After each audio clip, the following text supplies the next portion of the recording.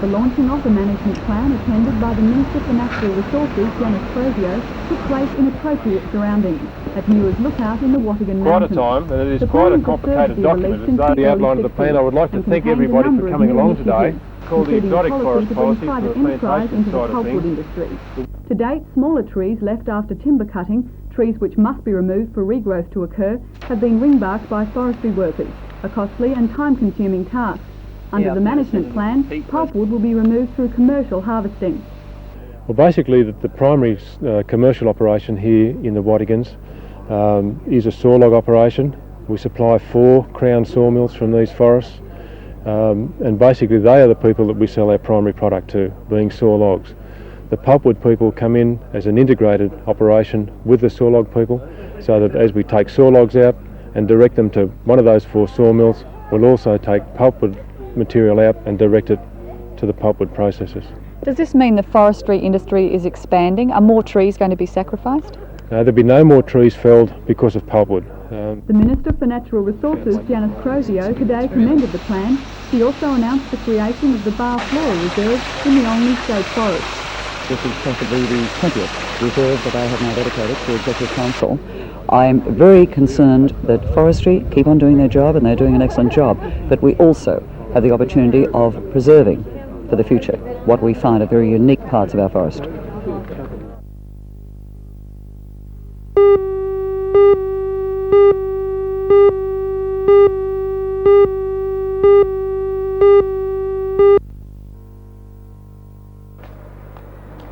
It's those simple things in life that most able-bodied people take for granted that the deaf have problems with.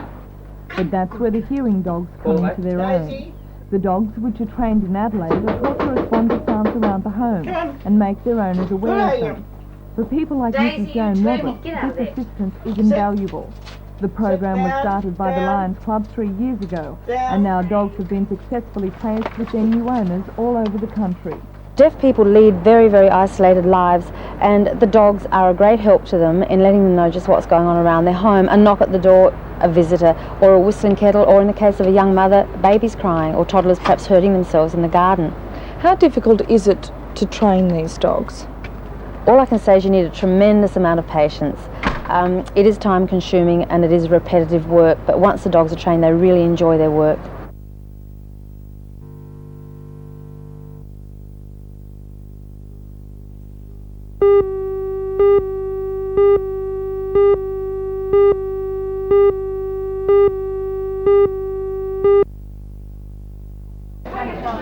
Wanderlin bowler Betty Bradley this year became the first Central Coast bowler to win the Newcastle Wales Women's Bowling Association State Champion of Club Champions.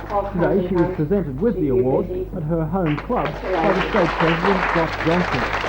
Betty proved her class in the semi-finals of the event when she defeated highly regarded Newcastle bowler Eve Wilshire. In the final she defeated fellow Central Coast bowler Dave Hawkins. Betty has been the Wanderlin Club Champion for the last 3 years and won her way into the state event after she also took out the district championships this year. After the presentation, her fellow club members joined her on the green for a traditional spider. Then it was time for some bowling, and Betty took on the lady she beat in the final of the Champions Champions, Gail Hawkins, in a friendly game of 4.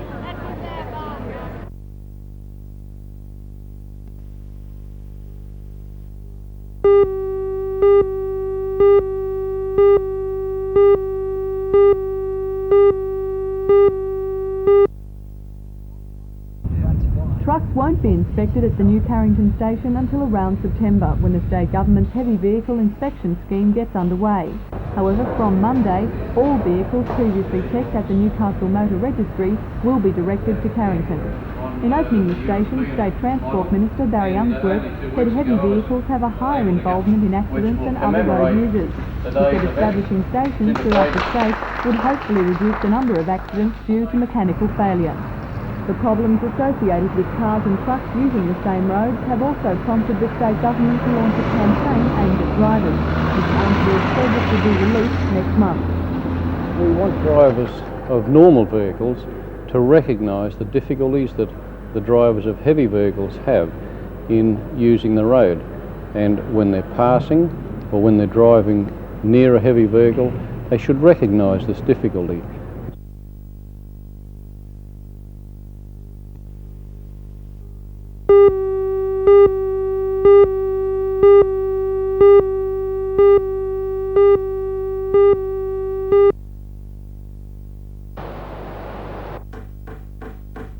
This year's Classic has attracted an impressive field of more than 100 wave skiers, making it the biggest wave ski event in the Newcastle district. Today's heats were held at Mooney Beach near Catherine Hill Bay, and competitors took advantage of the reasonable 1.5 metre surf to show off their form. The event is one of the last on the Australian Grand Prix circuit, and several competitors will be hoping for good performances this weekend to keep them in the running to take up the Grand Prix title. World Wave Ski Champion Sydney's John Christensen arrives tomorrow for the second round and final. He leads the Grand Prix by 1 point from Newcastle's Bernard Burns, who recently came runner-up in the Australian title. These two are expected to come under a lot of pressure from the strong local contingent and the Central Coast's runner-up of the world title, Paul Wise.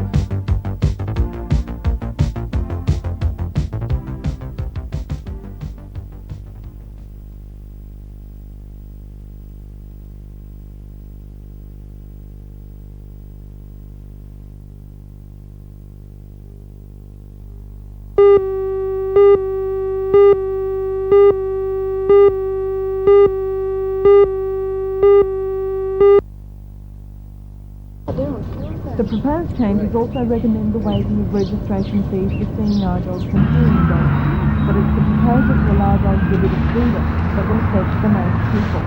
At the moment, dogs must be on a leash at all times. The following contains the local government needs to support the owners needed to exercise their dogs more freely.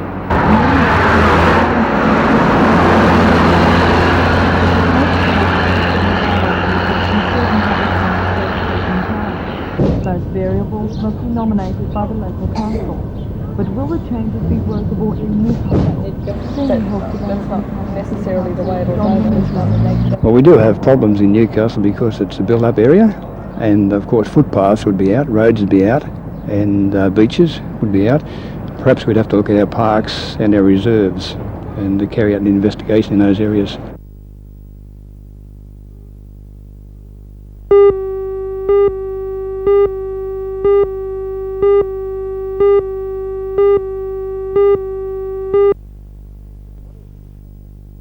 Well, one of the biggest changes will be to give more rights to local residents.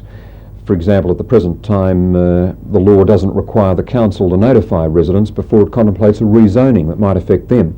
We're going to require councils to let local residents know. And we're going to give residents the right to insist on an independent person coming in and listening to their grievance if the council's pursuing a rezoning that they object to. And the third new right we're giving to residents is the right to go to the Land and Environment Court if they object to a rezoning in their area and on a matter of substance. At the present time, they've only got a very limited right to go to the court and not on a matter of any substance. So the result is that we'll be giving local residents many more rights than they enjoy at the present time. So what has been the case in the past when residents have had grievances? What sort of recourse have they had? Well, they could go to the Land and Environment Court, but on procedural matters only, and that is a right they haven't used very much. But beyond that, they haven't had any real rights. They've been very much in the position of having to accept a major decision, rezoning land near them, because it's got the backing of the local council. We're tilting towards the residents and giving them more say in matters that affect them.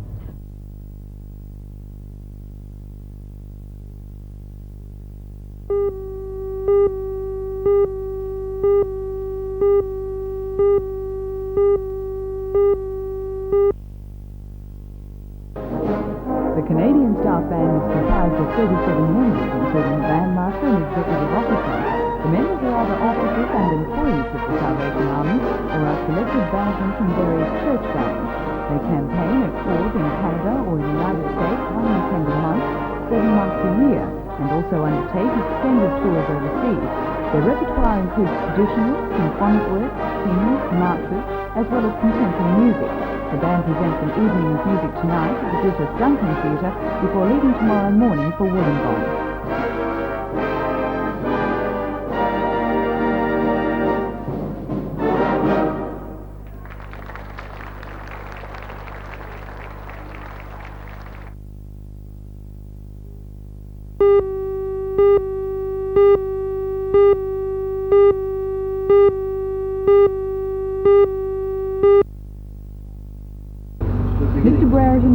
Newcastle to inspect the sites of two proposed highways outlined in the Minister's Road Improvement Plan released in March.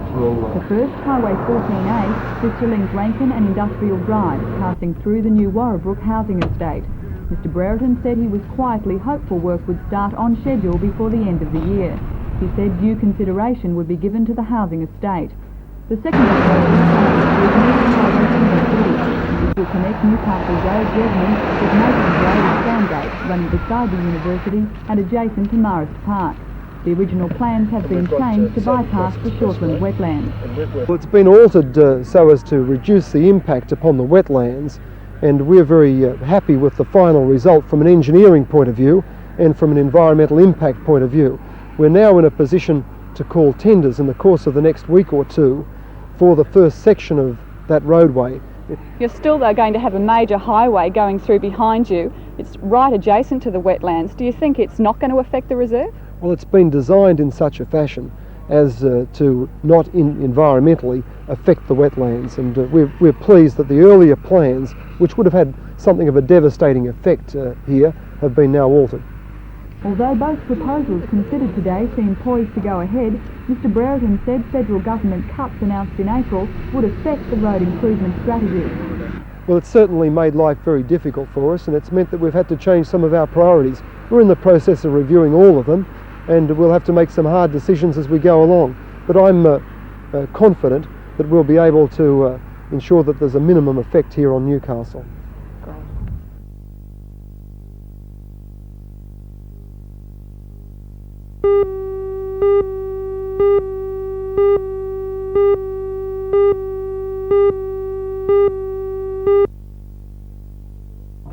Subdued is not a word that could be used to describe Giuseppe Rizzicato's Michelangelo.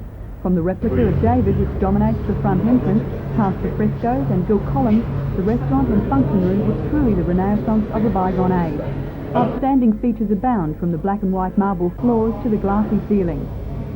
If the sheer bewildering magnificence of the Michelangelo doesn't dazzle you, the lighting soon will. Its source is 60 chandeliers. They've been especially imported from Italy. Creator Giuseppe Rizzicato is not shy about his achievement. He believes, quite simply, that it's a gift to the people of Newcastle. It's my vision, a vision to glorify a bit more Michelangelo. Do you feel it's a gift to the city? It is a gift to the city and a gift to Australia. It's a reflection of any Italian people in the world. And like a true Renaissance man, Giuseppe is a patron of the arts. The major beneficiary of next month's gala opening is the Hunter Orchestra. Minister for Foreign Affairs, Bill Hayden, will officiate at the ceremony and unveil the slowly emerging facsimile of God creating Adam.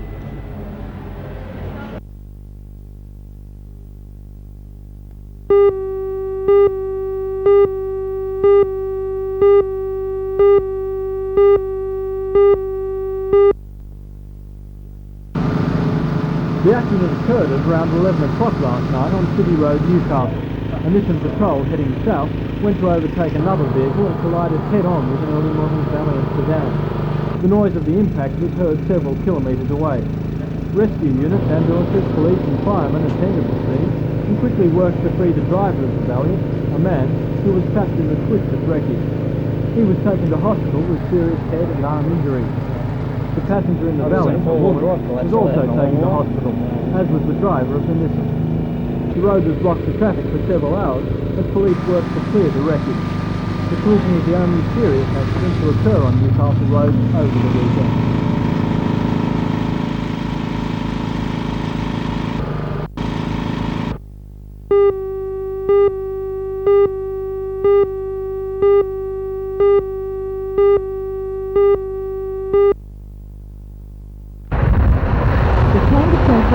Conducted last year conclusively proved that Newcastle needs a corporate affairs office. According to the survey, accountants and solicitors from the Newcastle area submitted 40,000 annual returns, made 29,000 telephone calls and wrote 16,000 letters to the Corporate Affairs Commission in Sydney. President of the Newcastle Chamber of Commerce, Laurie Molyneux, says that the Commission is waiting to bring its computer online before it will consider establishing regional offices. We feel the Minister's announcement in this last week is a big step forward. We're very pleased to get his letter, and by the look of it, it shouldn't be very much longer before the office is actually established, and it mainly appears to boil down to the right equipment and the terminal being available.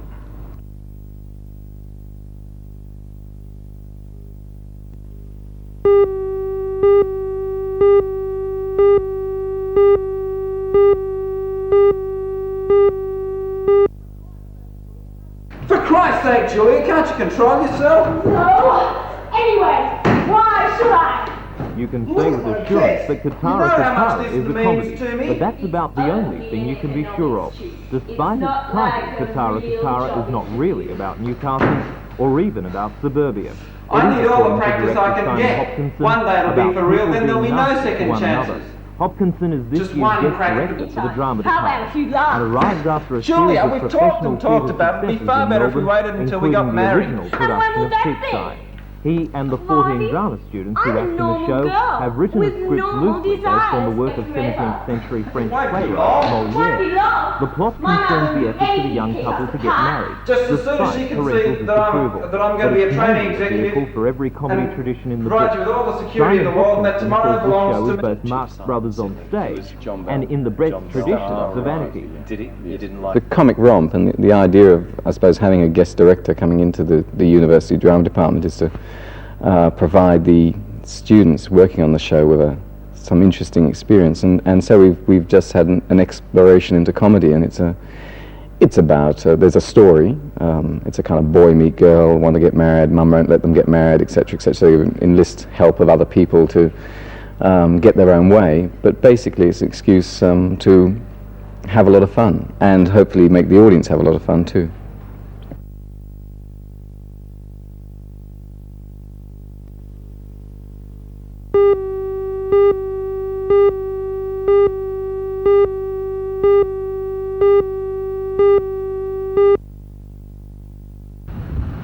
This is the 22nd year Newcastle has been treated to a banquet of restored and generally hotted up cars. For 2 days, from 9 o'clock Saturday morning, the Farmers and Graziers woolshed in Hannell Street, Wickham, will be full of glistening chrome, throttles and metal. The president of the Rickshaws Hot Rod and Custom Car Club, John Reid, says the show is well supported by enthusiasts from all over Australia. At the show. There's over 120 vehicles, Steve, and they include all types of vehicles from street rods to street machines, drag cars, from choppers to trikes, panel vans and restored vehicles. So quite a full range of vehicles, anything with a motor. And there's a judge competition? Yes, there's up to 70 trophies in different classes. There's classes for street machines, classes for drag vehicles and restored vehicles. Motor shows like this one are not the only place you might see such a machine. All these cars are fully registered and are deemed roadworthy. This is just one of the cars being displayed at this weekend's show, and sitting up there behind me is a 1200 horsepower engine. This particular machine can go at speeds of up to 210 kilometres per hour in 8 seconds, and it's worth a cool $30,000. They're not what you call luxury limousines, but for the redheads who do and play with them, they are a full-time obsession.